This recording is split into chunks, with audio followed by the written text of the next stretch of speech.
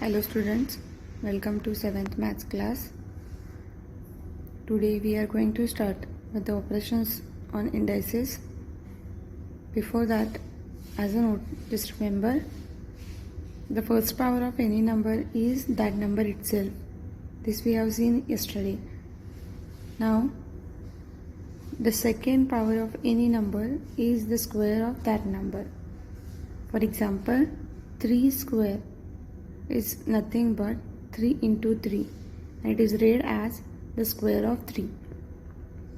That is, if the index is 2, it's called as square. Like that, the third power of any number is the cube of that number. Means whenever the index is 3, it's called as cube. It is read as the cube of 5. It indicates that 5 is multiplied 3 times. So whenever index is 2, it's called as square, and whenever index is 3, it's called as cube. So first we will start with the first operation of indices, multiplication of indices with same base. Condition is that if base is same, then how to do multiplication of indices. For example, 2 raised to 4 into 2 raised to 3. In this example, for first number base is 2. Like that, for second number also base is 2. Both the numbers having base 2. Then we know that 2 raised to 4 we can write as 2 into 2 into 2 into 2. Like that, 2 raised to 3 we can write as 2 into 2 into 2. And these both numbers are having multiplication in them. So 2 raised to 4 into 2 raised to 3 we can write as 2 raised to 4 4 times 2 and 2 raised to 3 3 times 2. Means in total 7 times 2 multiplication. So it can be written as 2 raised to 7. If you check, it means that 2 raised to 4 into 2 raised to 3 is equal to 2 raised to 7. That is 4 plus 3.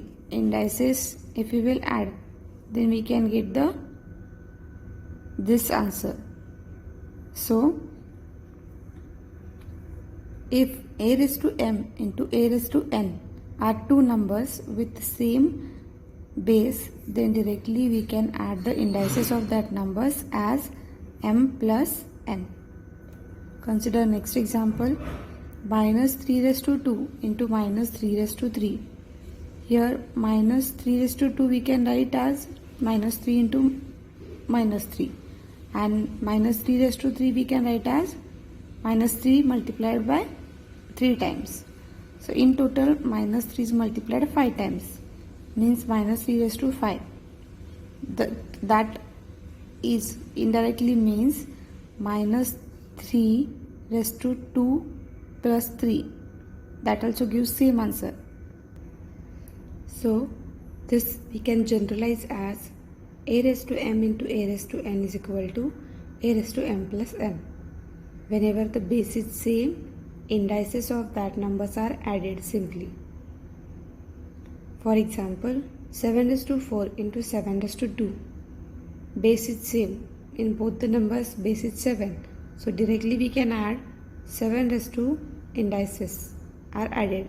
4 plus 2, 6. So answer will be 7 raised to 6. Instead of doing all this, just directly we can write addition of indices as 7 raised to 6.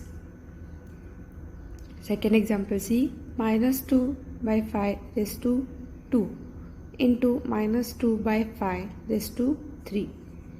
For this first number, base is minus 2 by 5, and for the second number also base is minus 2 by 5.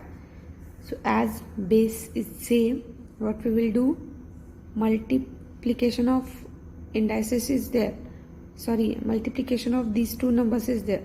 So whenever base is same and multiplication operation is there, then indices we are adding. So it will be 2 plus 3, 5. Directly answer will be minus 2 by 5 raised to 5. Next example is a raised to 16 into a raised to 7. Here also you can check two things for such type of examples. Either base should be same and operation should be multiplication. Then only we can add the indices. So for this we will write a raised to 16 plus 7, that is a raised to 23. So we have got this. Now I know if a is a rational number and m and n are positive integers, then a raised to m into a raised to n is equal to a raised to m plus n. Now from practice set 27, I have solved first example and fifth example. Remaining these second, third, fourth and sixth will be homework. So along with these examples and solved examples, copy these all sums in your notebook. Next is like multiplication, what we should do when division of indices with same base. For examples, here 6 raised to 4 divided by 6 raised to 2. Here bases are same, base is 6. So division operation is there between these two numbers. So here what should we do?